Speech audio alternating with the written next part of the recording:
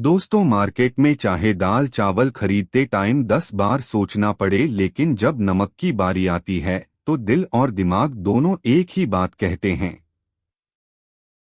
कि नमक लेना है तो बस टाटा का ही लेंगे। जी हाँ, वही टाटा साल्ट जिसे हम गर्व से कहते हैं देश का नमक। लेकिन इनकी जर्नी इतनी आसान नहीं थी। एक तरफ गांधी जी का दांडी मार्च, दूसरी तरफ ब्रिटिशर्स का साल्ट टैक्स और फिर आज़ादी के बाद की गरीबी में आयोडीन की कमी से ढेर सारी मौतें। इन्हीं सभी प्रॉब्लम्स को देखकर टाटा ने ठान लिया कि हम बनाएंगे देश के लिए सबसे शुद्ध नमक। और फिर कुछ ऐसे शुरू हुआ एक ऐसा सफर जिसमें थी साइंस, स्ट्रगल और देश का भरोसा, जीतने की जिद। तो चलिए आज हम जानते हैं उस एक चुटकी नमक की कहानी जिसने भारत की सोच बदल कर रख दी। दोस्तों, भारत के इतिहास में नमक को सिर्फ एक इंग्रेडिएंट की तरह नहीं देखा गया, बल्कि यह हमारी आज़ादी की लड़ाई का सिंबल था, जो अंग्रेजों की गुलामी के खिलाफ जनता की आवाज बन गया था। असल में 1930 में ब्रिटिश गवर्नमेंट ने एक ऐसा नियम बनाया जिसने हर भारतीय को झकझोर कर रख दिया। रूल यह था कि अब तुम अपनी ही जमीन से निकला हुआ नमक यूज नहीं कर सकते। मतलब कि ब्रिटिशर्स ने नमक पर भी टैक्स लगाकर बेसिक राइट्स ही छीन लिया था। बस फिर क्या था, महात्मा गांधी ने इस जुल्म के खिलाफ एक बोल्ड स्टेप लिया कि अब हम अपना नमक खुद बनाएंगे और यह साल्ट लॉ को कभी नहीं मानेंगे। यहीं से शुरू हुआ वह ऐतिहासिक आंदोलन दांडी मार्च, जिसे आज हम नमक सत्याग्रह के नाम से भी जानते हैं। दादी जी ने साबरमती से दांडी तक करीब 350 की मी पैदल यात्रा की और समंदर किनारे पहुंचकर अपने हाथों से नमक बनाया। इस आंदोलन ने ब्रिटिश रूल की नींद हिलाकर रख दी थी, जिसकी वजह से हम आज़ादी के बाद तक नमक बनाने में तो माहिर हो गए थे।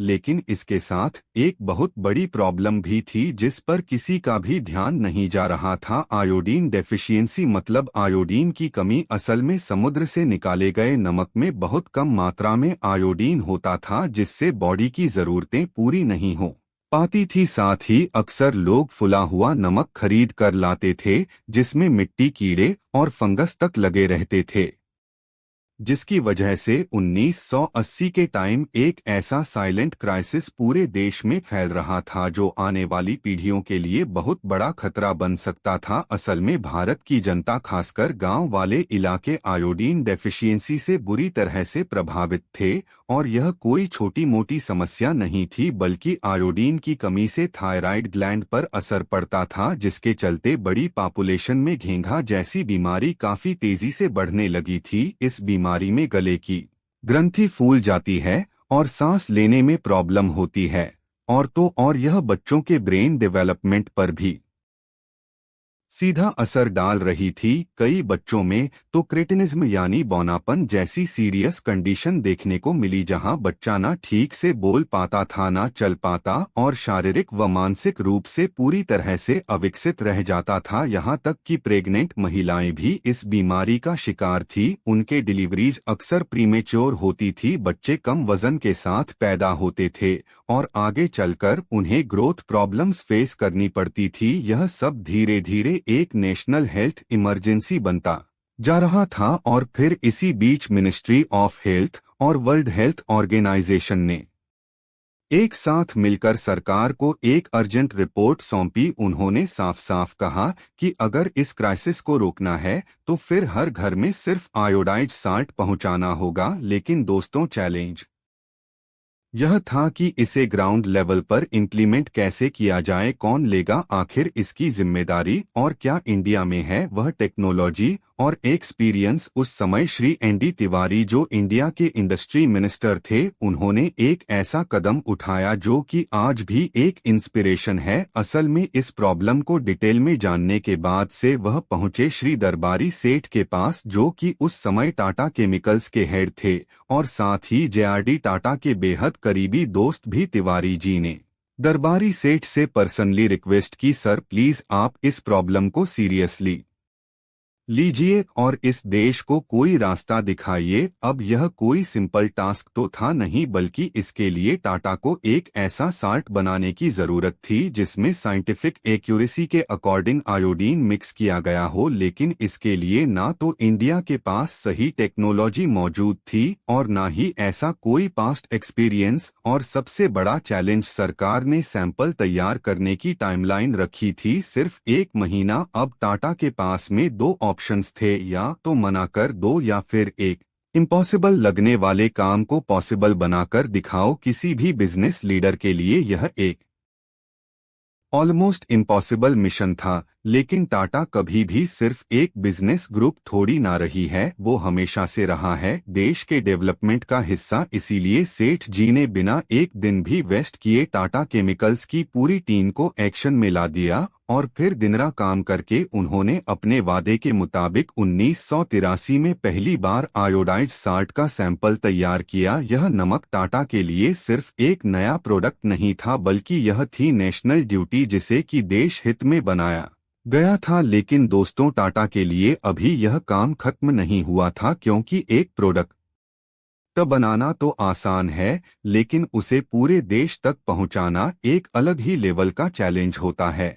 और इसके लिए सबसे पहले जरूरी था एक ऐसी स्ट्रेटेजिक लोकेशन चुनना जहां प्रोडक्शन प्रोसेस में कोई भी प्रॉब्लम फेस ना करना पड़े। काफी सोच विचार, रिसर्च और एनालिसिस के बाद सेठ जी ने गुजरात जामनगर जिले के मीठापुर को चुना, जो कि एक कोस्टल एरिया है और यहाँ न सिर्फ साल्ट और सी वाटर की भरपूर उपलब्धता थी, बल्कि रॉ मटेरियल्स की सप्लाई भी यहाँ आसानी से हो सकती थी। लेकिन बात सिर्फ लोकेशन तक ही खत्म नहीं होती, बल्कि टाटा नमक बनाने के ट्रेडिशन मेथड को छोड़कर देश में एक एडवांस टेक्नोलॉजी लाना चाहता था। और फिर इसके लिए टाटा ने इंडिया में पहली बार लाया fully automated vacuum evaporation technology. इस टेक्नोलॉजी की सबसे बड़ी खूबी यह थी कि इससे बनने वाला नमक न सिर्फ ज्यादा रिफाइंड होता था, बल्कि उसकी प्योरिटी भी कमाल की होती थी। और क्योंकि पूरा प्रोसेस फुल्ली ऑटोमेटेड था, इसीलिए हर बैच में हजीन को लेकर भी कोई खतरा नहीं था। ऊपर से टाटा ने एश्योर किया कि आयोडीन की सही मात्रा हर क्रिस्टल में बराबर मिले, ताकि टेस्ट भी बना रहे और हेल्थ बेनिफिट्स में भी यह नमक पूरी तरह से इफेक्टिव साबित हो। यानी पहली बार भारत को एक ऐसा नमक मिलने वाला था जो इंटरनेशनल स्टैंडर्ड्स पर भी पूरी तरह से खरा उतरता। लेकिन दोस्तों, यह सब जितना कहना आसान था, करना उतना ही मुश्किल। उस समय भारत में इतनी एडवांस मशीनरी और टेक सिस्टम्स को चलाने वाले एक्सपर्ट्स लगभग ना के बराबर थे। इसीलिए टाटा ने बाहर के देशों से कई सारे इंजीनियर्स को बुलाकर इंडियन वर्कर्स को महीनों तक ट्रेनिंग दिलाई। लेकिन फिर टेक्नोलॉजी और ट्रेनिंग के बाद सबसे बड़ा चैलेंज था आयोडीन की मात्रा परफेक्ट रखना। क्यों? कम हुआ तो फायदा नहीं होगा, और ज्यादा हुआ तो हेल्थ को नुकसान भी हो सकता है। इसीलिए टाटा ने हर एक बैच को साइंटिफिक तरीके से टेस्ट करना शुरू किया। बैच बाय बैच हर सैंपल को सावधानी से मेजर किया गया, ताकि हर बार एकदम एक्यूरेट रिजल्ट मिले। और दोस्तों, यह उस टाइम पर हो रहा था जब ज्यादातर कंपनीज R&D पर खर्च करने से बचती थी। लेकिन टाटा ने कहा यह खर्चा नहीं, देश पर इन्वेस्टमेंट है। और उन्होंने रिसर्च, टेक्नोलॉजी और हजीन पर खुलकर इन्वेस्टमेंट किया। इन सब कोशिशों और इनोवेशंस के बाद टाटा ने भारत का सबसे पहला आयोडाइज्ड और हाइजीनिक साल्ट लॉन्च किया, जिसका नाम रखा गया टाटा साल्ट। अब दोस्तों, टाटा साल्ट तो बन गया था प्योर साइंटिफिक और इंटरनेशनल स्टैंडर्ड्स वाला, लेकिन असली चैलेंज तो अब शुरू होने वाला था कि आखिर कैसे पहुंचाया जाए यह नमक देश के हर कोने तक। असल में 1980 और 90 के दौरान भारत में ट्रांसपोर्टेशन किसी जंग से कम नहीं थी। टूटी फूटी सड़कें, खराब इंफ्रास्ट्रक्चर और लॉजिस्टिक कंपनीज का कोई भरोसा ही नहीं। लेकिन यहाँ भी टाटा ने हार नहीं मानी और उन्होंने खड़ा किया देश का सबसे बड़ा pan India salt distribution network एक ऐसा नेटवर्क जो मीठापुर से लेकर नॉर्थ ईस्ट के छोटे से छोटे गांव तक यह नमक पहुंचा सके। लेकिन दोस्तों फिर सामने आई एक और भी बड़ी प्रॉब्लम। इंडिया जैसे ह्यूमिड देश में जब साल्ट खुला भेजा जाता था तो ट्रक या ट्रेन में नमक अक्सर गीला हो जाता, उसमें लम्स पड़ जाते थे और उसकी पोरिटी पूरी तरह से खत्म हो जाती थी। और फिर इसी प्रॉब्लम को देखते हुए टाटा ने भारत में पहली बार 1 किलो का सील्ड पॉलीपैक पाउच वाला नमक बनाया, जिसका हर पैक मॉइस्चर प्रूफ और सील्ड था। और सबसे जरूरी बात कि इस पर आयोडीन लेवल साफ साफ लिखा होता था। लेकिन दोस्तों आश्चर्य की बात तो यह है कि टाटा ने इतनी मेहनत की, इतना इन्वेस्टमेंट किया, लेकिन फिर भी लोगों ने इस नमक को अपनाने से इनकार कर दिया। और इसके पीछे का रीजन पता है? प्राइस। असल में टाटा ने अपने नमक का प्राइस रखा था 2 रुपए प्रति किलो, लेकिन उस समय लोगों के लिए नमक का मतलब था सिर्फ और सिर्फ स्वाद, ना कोई हेल्थ और ना ही कोई साइंस। लोग कहते थे कि भाई मोहल्ले के नुक्कड़ पे तो 1 रुपया किलो में खुला नमक मिल जाता है, तो फिर टाटा का नमक क्यों लें? लेकिन दोस्तों टाटा को पता था यह लड़ाई सिर्फ मार्केट शेयर की नहीं है, यह एक नेशनल हेल्थ क्राइसिस है। क्योंकि आयोडीन की कमी एक ऐसी स्लो पॉइजन थी जो कि आने वाली जनरेशन्स की बर्बाद कर सकती थी। इसीलिए उन्होंने लोगों को अवेयर करने के लिए एजुकेट करना शुरू किया। स्कूल में बच्चों को बताया गया कि दिमाग को शार्प रखने के लिए आयोडीन कितना जरूरी है। गांव में हेल्थ कैंप्स लगाए गए जहां नमक फ्री में बांटा गया, साथ ही डॉक्टर्स के साथ भी सेमिनार्स किए गए और आयोडीन से होने वाले हेल्थ बेनिफिट्स को हाईलाइट किया गया। इसके अलावा टाटा ने टीवी एड्स, रेडियो जिंगल्स और प्लेन कैंपेन के थ्रू भी हर जगह एक ही मैसेज दिया कि नमक वही जो देश के लिए अच्छा। साथ ही एक इमोशन कनेक्शन बनाने के लिए कंपनी ने देश का नमक जैसी नई टैगलाइन भी दी। इस तरह से धीरे धीरे लोगों की सोच बदली और जो नमक पहले सिर्फ स्वाद को बढ़ाने के लिए इस्तेमाल होता था वो 90 आते आते सेहत का सवाल बन गया। और फिर दोस्तों अपनी इन्हीं स्ट्रेटजीज के दम पर टाटा साल्ट ने ब्रांडेड साल्ट मार्केट में ऐसा कब्जा जमाया कि 90 के दौर में उसका मार्केट शेयर 80% के भी पार चला गया। यानी कि हर 10 में से 8 लोगों की थाली में टाटा साल्ट ही होता था। लेकिन दोस्तों कहानी यहीं पर खत्म नहीं हुई, बल्कि 1991 में जब एलपीजी रिफॉर्म्स हुआ और डॉक्टर मनमोहन सिंह ने लाइसेंस राज का खात्मा कर दिया, उसके बाद इंडियन एफएमसीजी सेक्टर में कई सारे नए प्लेयर्स ने एंट्री लेनी शुरू कर दी, जिनमें से एक था टाटा नमक का सबसे बड़ा compete captain cook. Captain cook नमक को मुंबई बेस्ट डीसी लिमिटेड ने लॉन्च किया था, जिसका नाम British explorer captain James cook से इंस्पायर्ड था। अब कैप्टन कुक ने मार्केट में आते ही एक बड़ा दाव खेला। उन्होंने आइकॉनिक डिटेक्टिव शो करमचंद की फेमस कैरेक्टर किटी को बना दिया अपना ब्रांड फेस टीवी पर। जब किटी ने कॉन्फिडेंटली कहा कैप्टन कुक है वही जो आपके मनपसंद नमक में नहीं, इसमें है वही जो आपके मनपसंद नमक में नहीं। मैसेज साफ था कि जो नमक अब तक आपका मनपसंद था वह अब आउटडेटेड हो चुका है और नए मार्केट के लिए है। Captain cook. कैप्टन कुक की सबसे बड़ी यूएसपी थी उसका फ्री फ्लोइंग फार्मूला, मतलब उसमें ना तो लम्स यानी कि गांठें बनती और ना ही वह चिपचिपा होता था। ऐसे में लोगों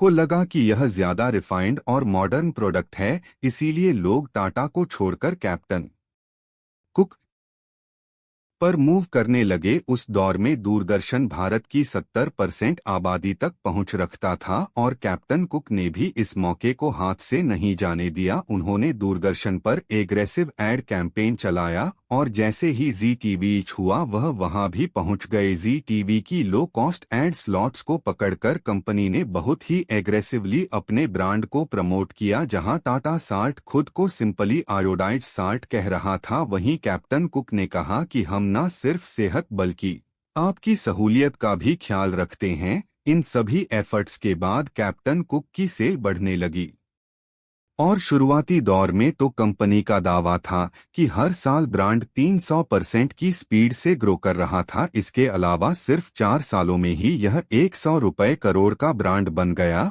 और दोस्तों इसे एफएमसीजी की दुनिया में एक ड्रीम डेब्यू माना गया था। लेकिन फिर आई वो घड़ी जब इस चमकते सितारे की रोशनी धीरे धीरे मध्यम होने लगी। असल में कैप्टन कुक ने खुद को प्रीमियम प्रोडक्ट की तरह पेश किया था, इसीलिए जहां टाटा साल्ट 2 रुपए पर केजी मिल रहा था, कैप्टन कुक ने अपना प्राइस रखा 3 रुपए पर केजी। मतलब टाटा नमक से सीधा 50% ज्यादा। उनका सिंपल सा मैसेज था कि हम महंगे हैं क्योंकि हम बेटर हैं। लेकिन दोस्तों, सच्चाई तो कुछ और ही थी। कैप्टन कुक इतना सॉफ्ट और कम नमकीन था कि लोगों को ज्यादा क्वांटिटी यूज करनी पड़ रही थी। यानी एक तो महंगे दाम में खरीदो, ऊपर से खपत भी ज्यादा। टाटा ने इस गैप को परफेक्टली समझा और 1998 में एक जबरदस्त काउंटर अटैक किया। उन्होंने अपनी नई टैगलाइन रखी, साल्टियर साल्ट, यानी ज्यादा नमकीन वाला नमक। मतलब कैप्टन कुक की जो कमजोरी थी, टाटा ने उसी को ही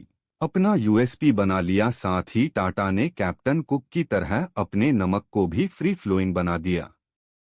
यानी अब टाटा साल्ट भी बिना अटके आसानी से गिरने लगा। और इस चीज को उन्होंने अपने एडवर्टाइजमेंट्स में बड़े दमदार विजुअल्स के साथ में दिखाया, जैसे कि नमक बह रहा हो। अब दोस्तों, सीन साफ था। टेस्ट में टाटा पहले से ही आगे था, अब टेक्सचर में भी वह फ्री फ्लोइंग हो गया। और प्राइस तो उनका शुरू से ही लॉजिकल था। तो फिर अब लोग कैप्टन कुक को अन्नपूर्णा साल्ट, इसने खासकर उत्तर प्रदेश और महाराष्ट्र जैसे राज्यों में धीरे धीरे पकड़ मनी शुरू कर दी। तो दोस्तों, अब नमक वाले मार्केट में हो गया 3 तरफा मुकाबला, Tata versus captain cook versus Annapurna. लेकिन जैसे जैसे टाइम बीतता गया, कैप्टन कुक पीछे होता गया और टाटा और अन्नपूर्णा आगे निकल